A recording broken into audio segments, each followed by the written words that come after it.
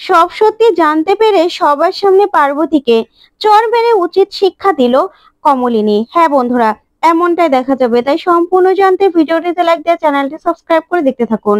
নতুন পর্বে দেখা যাবে নতুন সবার সামনেই পার্বতীকে বলে, শোনো পার্বতী, আমি ভেবেছিলাম তোমার অন্তত নিজের আত্মসম্মান বোধটুকু আছে, কিন্তু না, যা দেখতে পেলাম যে তুমি তুমি শুধুমাত্র নিজের অধিকারটা ফলানোর চেষ্টা করছো। শোনো, আমি তোমাকে স্ত্রী বলে কোনোদিনও মানিও নি, আর কোনোদিনও মানতে পারবো না। কারণ আমি তো তোমাকে বিয়ে করিনি, আমি তো তোমাকে সিঁদুর পরাইনি। তুমি নিজেই নিজের হাতে সিঁদুরটা পরে সবার সামনে যে নাটক শুরু করেছো, সেগুলো না আমি অনেক সহ্য করেছি। এখন আমি আর সহ্য করতে পারছি না। তখনই এই কথাগুলো শুনেই স্বর্গজিৎ আর অনন্যা নতুনের দিকে অবাক দৃষ্টিতে তাকিয়ে থাকে। তখন পার্বতীও মাথা নিচু করে দাঁড়িয়ে থাকে। তখন নতুন বলে, আসলেই তুমি আমাকে একটা শর্ত দিয়েছিলে যে তুমি ওখান থেকে বেরোতে চাও, কিন্তু তোমার মনের মধ্যে যে এসব ছিল আমি কখনোই বুঝতে পারিনি। এখন না আমি আর সহ্য করতে পারছি না। তোমার তোমার কোনো কথা আমি আর এখন থেকে রাখতে পারবো না। আর আমি তো তোমাকে স্ত্রীর মর্যাদা কোনোদিনও দেবো না, আর আমার পক্ষে বিয়ে করা সম্ভব নয়। কারণ আমি শুধুমাত্র একজনকে আমার জীবন সঙ্গিনী হিসেবে বেছে নিয়েছি, আর একজনকেই আমি প্রতিশ্রুতি দিয়েছি, আর তাকেই আমার জীবন সঙ্গী হিসেবে আমি মানি। আমি অন্য কাউকে তার জায়গাটা দিতে পারবো না। তখন পার্বতী এই কথা শুনে নতুনের দিকে তাকায়। তখন নতুন বলে, হ্যাঁ, তুমি এটা মাথায় ভালো করে ঢুকিয়ে নাও। তখন স্বর্গজিৎ বলে, নতুন, তুই এটা কি বলছিস? তুই সিঁদুর পরাসনি মানে? তখন নতুন বলে, হ্যাঁ দাদা, আমি পার্বতীকে সিঁদুর পরাইনি। পার্বতী নিজেই নিজের মাথাতে সিঁদুর পড়েছে। তখন কমলিনী বলে, পার্বতী, নতুন ঠাকুরপো কি বলছে? সত্যি তুমি তোমার মাথায় সিঁদুর পরেছো? তখন পার্বতী কিছু না বলে মাথা নিচু করে দাঁড়িয়ে থাকে। তখন নতুন বলে, কেন কমলিনী, তোমার আমার কথা বিশ্বাস হচ্ছে না? আমি তো তোমাকে সেদিন থেকেই বলার চেষ্টা করছি, তোমার সঙ্গে আমি আলাদা করে কথা বলতে চেয়েছি।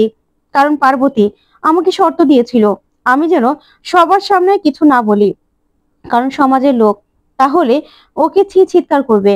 ও লগ্ন ঘোষটা বলে সবাই সবাই ওকে অবহেলা করবে, সেটাও কিছুতে মেনে নিতে পারবে না। সেজন্যই আমাকে শর্ত দিয়েছিল যেন ওখান থেকে ওকে নিয়ে আসা হয়।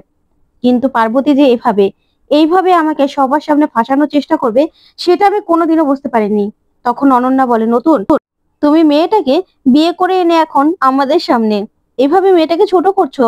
তখন নতুন বলে, শোনো বৌদি, তোমার না সব ব্যাপারে এরকম ঢুকে পড়া একদম উচিত নয়। তুমি কি বুঝতে পারছো না যে পার্বতী আমাকে ফাঁসাচ্ছে? আমি পার্বতীকে ফাঁসাইনি, আমি যেটা সত্যি সেটাই বলছি। তখন পার্বতী কিছু না বললেই কমলিনী বলে, পার্বতী, বলো কোনটা সত্যি? তুমি কি সব সত্যিটা আমাদের কাছে এখন বলবে? তখন নতুন রাগান্বিত ভাবে পার্বতীকে বলে, পার্বতী, বলো সব সত্যিটা, সবার সামনে দাঁড়িয়ে বলো। তখন পার্বতী কিছু না বলে স্বর্গজিৎ বলে, পার্বতী, বল, নতুন যেটা বললো সেটা কি সত্যি? তখন পার্বতী বলে, স্বর্গজিৎ দা, আসলে আমাকে না তোমার ভাই মেনে নিতে পারছে না। তখন নতুন বলে, দেখো পার্বতী, আর একদম মিথ্যে কথা বলার চেষ্টা করবে না, মিথ্যে কথা বলবে না। হ্যাঁ, সেই ঘরে আমি আর তুমি ছাড়া আর কেউ ছিল না, কিন্তু ঈশ্বর আছে উপরে। তুমি আমাকে ফাঁসানোর চেষ্টা করলেও না কোনো লাভ হবে না। তখন কমলিনী প্রচন্ড ভাবে রেগে যায় পার্বতীর উপর, আর বলে, পার্বতী, তোমার না এই নীরবতাই বলে দিচ্ছে যে সত্যিই তুমি দোষী।